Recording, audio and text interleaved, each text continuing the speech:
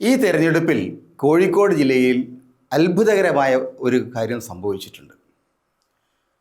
അതായത് കോഴിക്കോട് ജില്ലയിൽ ഇടതുപക്ഷത്തിൻ്റെ ഏറ്റവും വലിയ നെടുങ്കോട്ടകളായ ബേപ്പൂർ, പേരാമ്പ്ര തുടങ്ങിയ മണ്ഡലങ്ങളിൽ യഥാർത്ഥത്തിൽ UDF ജയിക്കും എന്ന ഒരു അന്തരീക്ഷം ഉയർന്നു വന്നിട്ടുണ്ട്. ഇത് അത്ഭുതകരമായിട്ടൊരു കാര്യമാണ്. കാരണം കഴിഞ്ഞ തെരഞ്ഞെടുപ്പിൽ 2021 13 മണ്ഡലത്തിൽ 11ലും തോറ്റുകൊടുത്ത ഒരു പ്രസ്ഥാനമാണ് UDF. 2 മണ്ഡലങ്ങൾ മാത്രമാണ് 2021 പ്രതിപക്ഷത്തിന് കിട്ടിയത്. വടകരയിൽ KK രമ, അവർ RMP സ്ഥാനാർത്ഥിയായിരുന്നു, UDF പിന്തുണയുണ്ടായിരുന്നു.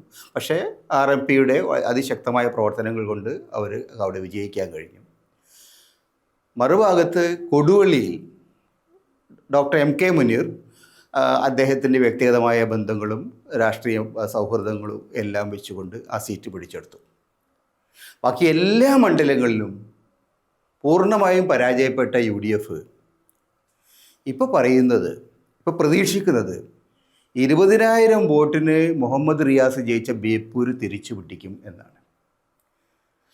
ഏതാണ്ട് അതേ തരത്തിലുള്ള ജനപിന്തുണയോടുകൂടി TP രാമകൃഷ്ണൻ ജയിച്ചു കയറിയ പേരാമ്പ്ര, അവിടെയും മുസ്ലിം ലീഗിൻ്റെ ഫാത്തിമ തെഹ്ലിയ പിടിക്കും എന്നാണ് പലരും പറയുന്നത്. എന്ന് വെച്ചാൽ ഈ മണ്ഡലങ്ങളിൽ വന്നിരിക്കുന്ന രാഷ്ട്രീയ കാറ്റിൻ്റെ മറിഞ്ഞു വീശൽ സങ്കല്പിക്കാൻ കഴിയുന്നതിനപ്പുറമുള്ള ഒരു വീശലായിട്ടാണ്, ഒരു കൊടുങ്കാറ്റിൻ്റെ രൂപത്തിലാണ് ആഞ്ഞടിച്ചത് എന്ന് സംശയിക്കണം. തീർച്ചയായും ഇപ്പോൾ കണക്കുകൾ കൂട്ടലും കണക്കുകൾ കിഴിക്കലും തന്നെയാണ് നടക്കുന്നതെങ്കിലും ഗ്രാസ് റൂട്ട് ലെവലിൽ വരുന്ന കണക്കുകൾ പ്രകാരം ഇടതുപക്ഷത്തെ സംബന്ധിച്ചിടത്തോളം കഴിഞ്ഞ തവണ കിട്ടിയ സീറ്റിൻ്റെ പകുതി പോലും അവർക്ക് കിട്ടാനിടയില്ല എന്ന് അവരുടെ ആളുകൾ തന്നെ ഇപ്പോൾ സമ്മതിക്കാൻ തുടങ്ങിയിട്ടുണ്ട്. UDFന് സാമാന്യം മെച്ചപ്പെട്ട പെർഫോമൻസ് ഇത്തവണ കോഴിക്കോട് ജില്ലയിൽ നടത്താൻ കഴിയും എന്ന് ഇടതുപക്ഷക്കാരായ ആളുകൾ പോലും സമ്മതിക്കുന്നുണ്ട്, രഹസ്യമായി സമ്മതിക്കുന്നുണ്ട്. അതിനാധാരമായ കാരണങ്ങളെക്കുറിച്ച് അവർ വിലയിരുത്തുന്നുണ്ട്. അതിലൊന്ന്, സത്യത്തിൽ ഇടതുപക്ഷത്തിന് നേരത്തെ കിട്ടിയിരുന്ന വോട്ടുകളിൽ, പ്രത്യേകിച്ച് അപ്പർ കാസ്റ്റ് വോട്ടുകളിൽ കോഴിക്കോട് നഗരം പോലെയുള്ള പ്രദേശങ്ങളിൽ BJPക്ക് അനുകൂലമായിട്ട് കുറേ ഒഴുക്ക് വന്നിട്ടുണ്ട്. ഇതിലാണ് മണ്ഡലത്തിലെ ഈ ജില്ലയിലെ മറ്റു പല മണ്ഡലങ്ങളിലും ഇത്തരത്തിൽ ഇടതുപക്ഷത്തിൻ്റെ സ്ഥാനാർത്ഥികൾ കിട്ടേണ്ടിയിരുന്ന പല വോട്ടുകളും പതുക്കെയാണെങ്കിലും BJPയിലേക്ക് നീങ്ങാൻ തുടങ്ങിയിരിക്കുന്നു എന്ന യാഥാർത്ഥ്യം കഴിഞ്ഞ നിയമസഭാ തെരഞ്ഞെടുപ്പിന് ശേഷം, ലോക്സഭാ തെരഞ്ഞെടുപ്പിന് ശേഷം ഈ ത്രിതല പഞ്ചായത്ത് മണ്ഡല മത്സരങ്ങളിൽ വളരെ എവിടെയുണ്ടായിരുന്നു. കോഴിക്കോട് നഗരത്തിൽ തന്നെ 7 സീറ്റ് ഉണ്ടായിരുന്നു, BJP 14 സീറ്റിലേക്ക് വന്നു.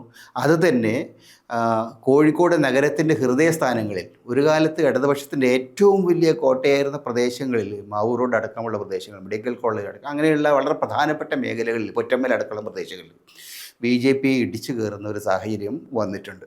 അതായത് ഇടതുപക്ഷത്തിൻ്റെ ഭാഗമായിരുന്നിരുന്ന ഒരു പ്രധാനപ്പെട്ട ജനവിഭാഗം, പഴയ നായർ പ്രമാണി വിഭാഗങ്ങളിൽപ്പെട്ട ആളുകൾ. കാരണം ഈ കോഴിക്കോട് നഗരം അടിസ്ഥാനപരമായിട്ട് ഈ സാമൂതിരിയുടെ സാമന്തന്മാരുടെ ഒരു നഗരമാണ്.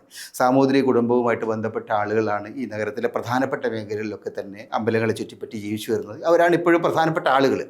ആ ഒരു ഡോമിനൻറ്റ് സെക്ഷൻ ഇടതുപക്ഷത്തിൻ്റെ ഭാഗത്താണ് ദീർഘകാലം നിന്നത്. പക്ഷേ അവർ വിട്ടുപോവുകയാണ്, BJPയുടെ ഭാഗത്തേക്ക് പോവുകയാണ് എന്ന ഒരു സൂചന കഴിഞ്ഞ കുറച്ച് കാലങ്ങളായി വന്നുകൊണ്ടിരിക്കുകയാണ്. അപ്പോൾ ഇതൊക്കെ ആയിരിക്കാം ഒരുപക്ഷെ ഇടതുപക്ഷത്തിനെ സംബന്ധിച്ചിടത്തോളം കഴിഞ്ഞ തവണയിൽ നിന്ന് വ്യത്യസ്തമായിട്ട് വലിയൊരു തിരിച്ചടി അവർക്ക് വരും എന്നുള്ള വിലയിരുത്തലിന് കാരണം. ബേപ്പൂരിനെ സംബന്ധിച്ചിടത്തോളം PV അൻവർ അവിടെ വരുന്നത് ഒരു വെല്ലുവിളി എന്ന നിലയിലാണ്. അദ്ദേഹം തോറ്റാലും ശരി ജയിച്ചാലും ശരി പിണറായിയുടെ രാഷ്ട്രീയത്തിനെതിരായിട്ടുള്ള ഒരു ശക്തമായിട്ട് രാഷ്ട്രീയ സമരം എന്ന നിലയിൽ, പിണറായിസം എന്ന് അദ്ദേഹം പറയുന്ന ഈ വ്യക്തി താല്പര്യങ്ങളുടെ, കുടുംബ താല്പര്യങ്ങളുടെ, സ്ഥാപിത താല്പര്യങ്ങളുടെ രാഷ്ട്രീയത്തിനെതിരായിട്ടുള്ള ഒരു ശക്തമായ മുന്നേറ്റമാണ് അൻവർ അവിടെ നടത്തിയത്. അദ്ദേഹം 2 മാസക്കാലത്തോളം അവിടെ നിന്ന് പ്രവർത്തിച്ച സമയത്ത് നേരത്തെ തന്നെ അദ്ദേഹവുമായി സംസാരിച്ചപ്പോൾ അദ്ദേഹം പറഞ്ഞു, ഞാൻ പൂർണ്ണമായിട്ടും ഐ ആം ഹൈലി കോൺഫിഡൻറ്റ് ഈ ദുരന്തം ഇനി ഈ നാട്ടിൽ, ഈ പിണറായിസം ഇനി ഈ നാട്ടിലുണ്ടായാൽ അപകടകരമാണ് എന്ന് ജനങ്ങൾ തിരിച്ചറിയുന്നത് ഹൈന്ദവ വിശ്വാസികൾ എൻ ബ്ലോക്കായിട്ട് നിങ്ങൾ എഴുതി വെച്ചോളൂ ഈ തെരഞ്ഞെടുപ്പിൽ വോട്ട് പിടിക്കാനായിട്ട് സ്ഥാനാർത്ഥിയായി വന്ന സമയത്ത് അദ്ദേഹം നടത്തിയ പ്രസ്താവന ഞാൻ പൂർണ്ണമായും കോൺഫിഡൻ്റാണ് പിടിക്കും എന്നുള്ളതാണ്. ഇപ്പോൾ വോട്ടെടുപ്പ് കഴിഞ്ഞതിന് ശേഷം അദ്ദേഹത്തിൻ്റെ ഏറ്റവും അടുത്ത അനുയായികൾ, ഏറ്റവും അടുത്ത ആളുകൾ പറയുന്നത് 6000-നും 7000-നും ഇടയിൽ വോട്ട് നേടി, ഭൂരിപക്ഷം നേടി യഥാർത്ഥത്തിൽ അൻവർ വിജയിക്കും എന്നുള്ളതാണ്. അൻവർ 7000-നും 6000-നും 7000-നും വോട്ടുകൾ അഡീഷണലായിട്ട് നേടിക്കൊണ്ട് വിജയിക്കണമെങ്കിൽ ഏതാണ്ട് 20,000 വോട്ടിൽ 15,000 വോട്ടെങ്കിലും മറയ്ക്കണം, തനിക്ക് അനുകൂലമായിട്ട് മറയ്ക്കണം. ആ ഒരു അവസ്ഥ തീർച്ചയായും കോഴിക്കോട്ടുണ്ടായിരുന്ന വോട്ടെടുപ്പിൻ്റെ സ്ഥിതി നോക്കിയാൽ വോട്ടെടുപ്പിൽ അതിശക്തമായ ഒരു മുന്നേറ്റം, ഒരു തരംഗം തന്നെ ഉണ്ടായിട്ടുണ്ട്. കോഴിക്കോട് ജില്ലയാണ് ഏറ്റവും കൂടുതൽ വോട്ട് ശതമാനം കൂടിയ ജില്ലകളിലൊന്ന്.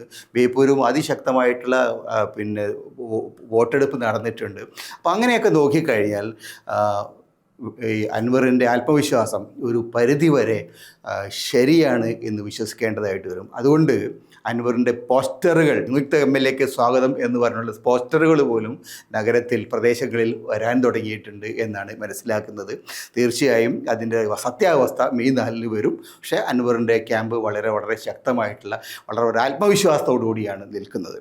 അതേപോലെ തന്നെ മറ്റ് മിക്കവാറും മണ്ഡലങ്ങളിൽ LDFൻ്റെ ഭാഗത്ത് ഒരു വലിയ മ്ലാനത, കാര്യങ്ങൾ കൈവിട്ടുപോയ ഒരവസ്ഥയാണ് എന്നൊരു തോന്നൽ വളരെ വ്യാപകമായി കാണുന്നുണ്ട്. അത് കോഴിക്കോട് ജില്ലയിൽ മാത്രമല്ല മറ്റു പല ജില്ലകളിലും, വടക്കൻ മലബാറിലെ പല ജില്ലകളിലും യഥാർത്ഥത്തിൽ സംഭവിക്കുന്നുണ്ട്. തളിപ്പറമ്പിൽ TK ഗോവിന്ദന് അനുകൂലമായി നിയുക്ത MLAക്ക് സ്വാഗതം എന്ന് പറഞ്ഞുകൊണ്ട് വലിയ പോസ്റ്റർ ഉയർന്നു കഴിഞ്ഞു. അതേപോലെ തന്നെ പയ്യന്നൂരടക്കമുള്ള പ്രദേശങ്ങളിലും CPMൻ്റെ അടിത്തറ തകരും എന്ന ഒരു പ്രതീക്ഷയോടുകൂടിയാണ് പലരും നിൽക്കുന്നത്. അതിനുള്ള സാധ്യതകൾ ഉയർന്നു വരുന്നുണ്ട് എന്ന് പറയുന്നു. ഇത് എല്ലാം സൂചിപ്പിക്കുന്നത് കഴിഞ്ഞ 5 കൊല്ലം കൊണ്ട് ജനങ്ങളുടെ താല്പര്യങ്ങളെ, ജനങ്ങളുടെ വിശ്വാസത്തെ പൂർണ്ണമായിട്ടും ഉപേക്ഷിക്കുന്നതിൽ, അല്ലെങ്കിൽ അത് വേണ്ടെന്ന് വയ്ക്കുന്നതിൽ, അത് നശിപ്പിക്കുന്നതിൽ ഈ സർക്കാർ, അതിൻ്റെ പാർട്ടി വല്ലാതെ വിജയം നേടിപ്പോയി എന്നുള്ളതാണ്. ആ വിജയം അവരെ വലിയ അഹങ്കാരത്തിൻ്റെ പാതയിലേക്കാണ് നയിച്ചത്. 2ാം തവണ ഉണ്ടായ വിജയം CPMനെ സംബന്ധിച്ചിടത്തോളം എല്ലാ കാലത്തും ഇത് അധികാരം വരും, അധികാരം വന്നാൽ ആളുകൾ ദുഷിക്കും, അമിതമായ അധികാരം വന്നാൽ അമിതമായി ദുഷിക്കും എന്നൊരു തത്വം രാഷ്ട്രീയത്തിലുണ്ട്. പക്ഷേ പിണറായി ഭരണത്തെ സംബന്ധിച്ചിടത്തോളം അത് പൂർണ്ണമായിട്ടും വസ്തുതയായിട്ട് വന്നത് അച്ചട്ടായി എന്ന് പറയുന്ന മാതിരി ആ പ്രസ്താവന പൂർണ്ണമായിട്ടും അച്ചട്ടായിട്ട് സംഭവിച്ചിരിക്കുന്നു. ഈ ഭരണം മാത്രമല്ല പാർട്ടിയുടെ അടിത്തറ തന്നെ മാന്തിക്കൊണ്ടാണ് ഇത്തവണ തെരഞ്ഞെടുപ്പിൻ്റെ റിസൾട്ട് വരിക എന്ന് സംശയിക്കാവുന്ന സ്ഥിതിയിലാണ് ഇപ്പോൾ കാര്യങ്ങളുള്ളത്.